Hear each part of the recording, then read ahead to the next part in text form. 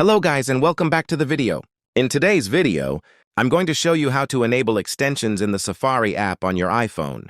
If you don't know, Safari extensions can help you add extra features to your browser like ad blocking, productivity tools, or even AI tools like GPT Search. So if you want to improve your browsing experience, this video is going to be very helpful for you.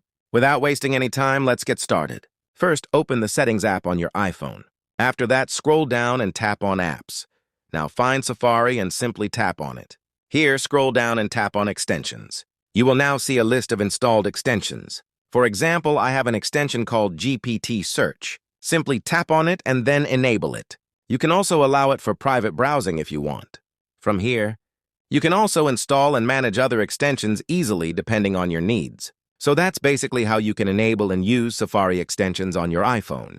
If this video helped you, make sure to like the video and subscribe for more iPhone tips and tutorials. Thanks for watching, and I'll see you in the next video.